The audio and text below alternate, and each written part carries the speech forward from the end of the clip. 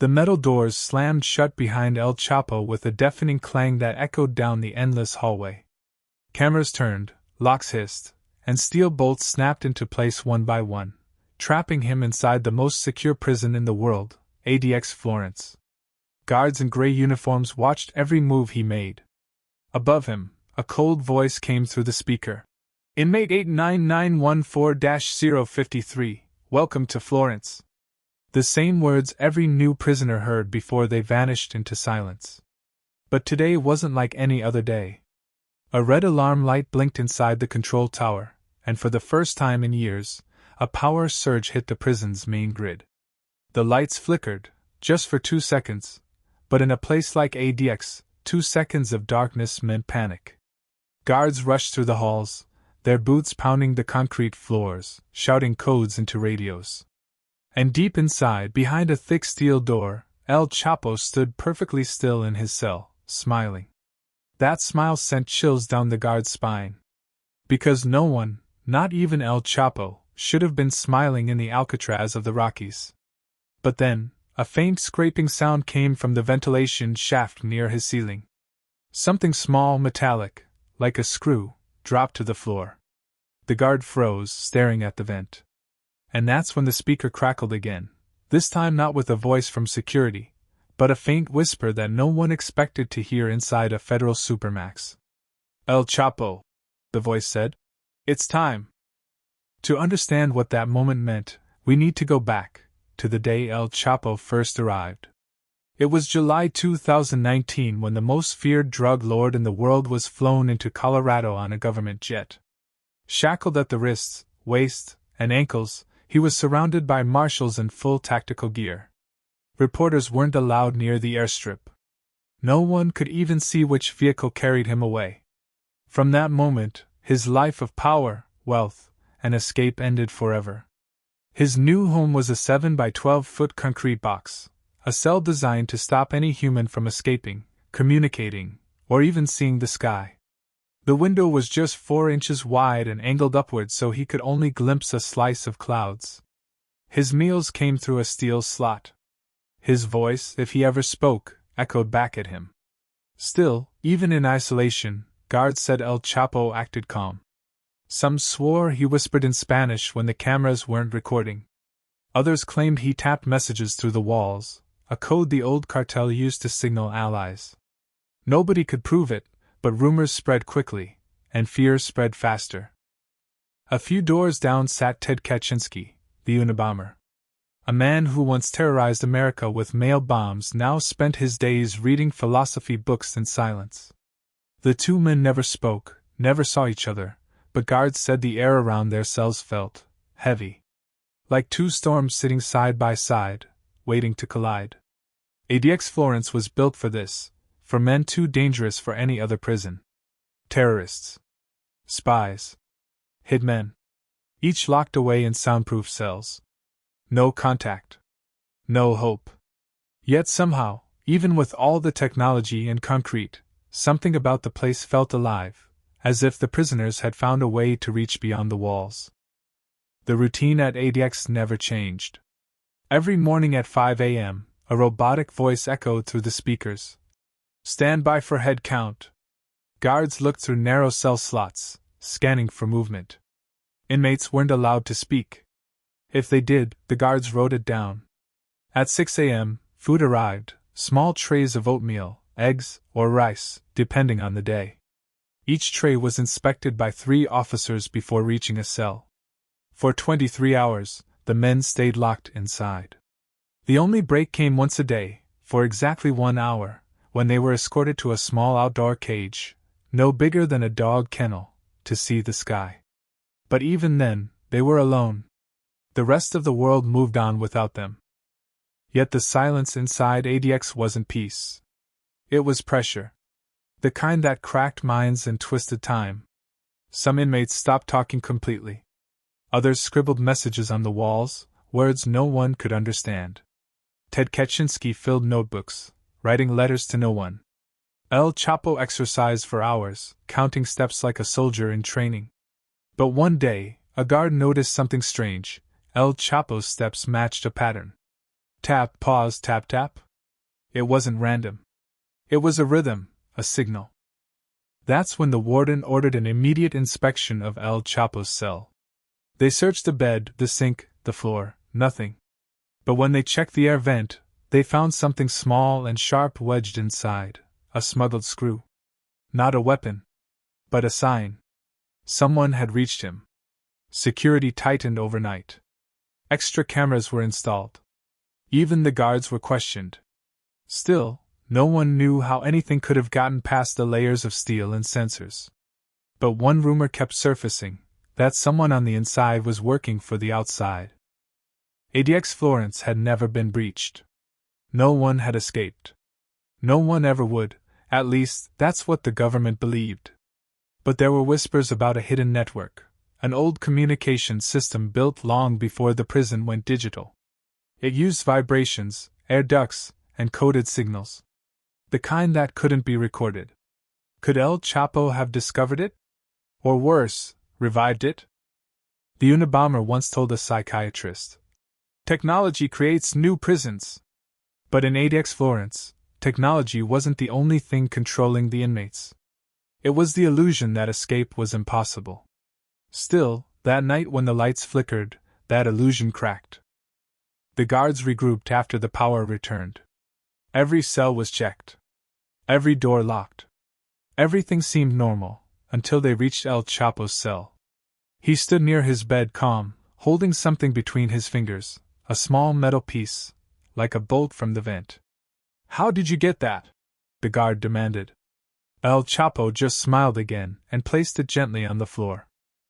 Before the guard could radio for backup, the prison lights flickered once more.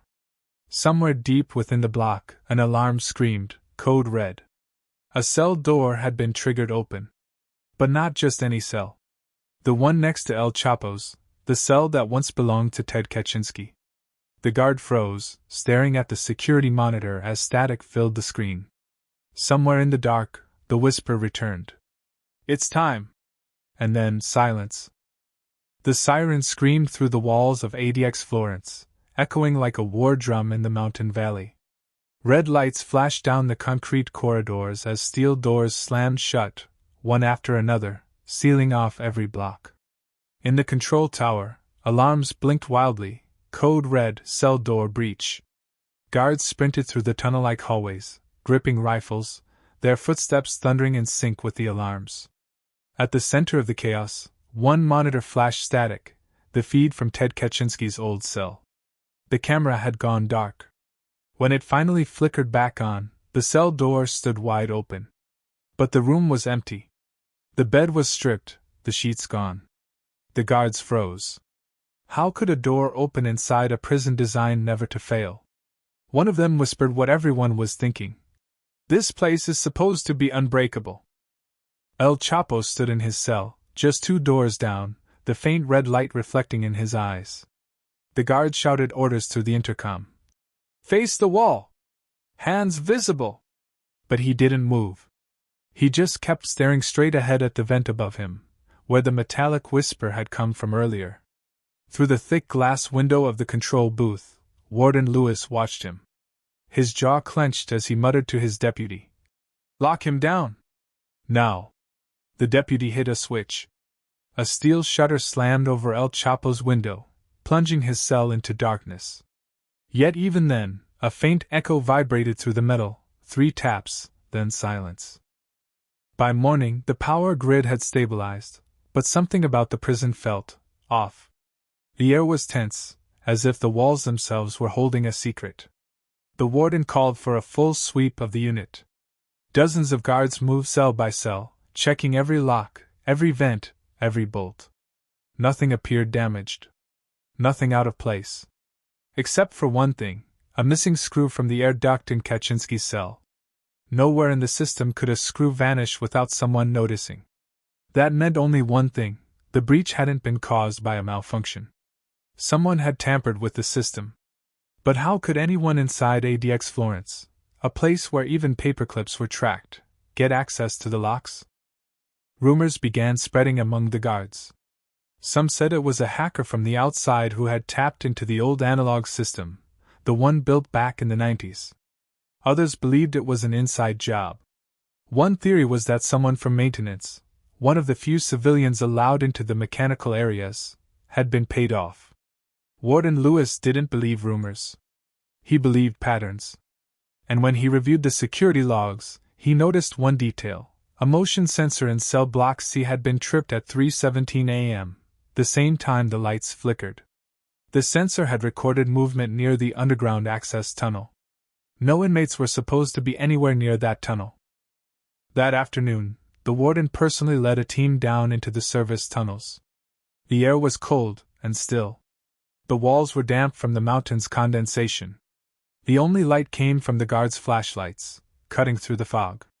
About 50 feet in, they found something that stopped them cold, a small patch of dust disturbed on the floor, like someone had walked through. But there were no footprints, no debris, no signs of a tool. Just a faint trail leading toward a maintenance hatch. When they opened it, they discovered a small piece of metal wedged inside the lock. It wasn't part of the prison system. It was something hand-filed, something smuggled in. The warden looked at it for a long time. "Whatever this is," he said quietly, "it didn't come from here." Up above, in his cell, El Chapo sat cross-legged on the floor. He hadn't spoken in days. His food trays came and went untouched. The guards thought he was fasting. But what they didn't know was that inside one of those trays, hidden under the corner of the napkin, was a tiny square of folded paper. He unfolded it carefully, using his fingernails. Inside were 5 words written in faint pencil. "Next phase begins at dawn." He smiled again. The same way he had when the lights first flickered. The next morning came quietly. Snow dusted the Colorado mountains, and the sun rose over the razor wire fences. Everything seemed peaceful. The prisoners followed their usual routine: meals, lockdown, isolation.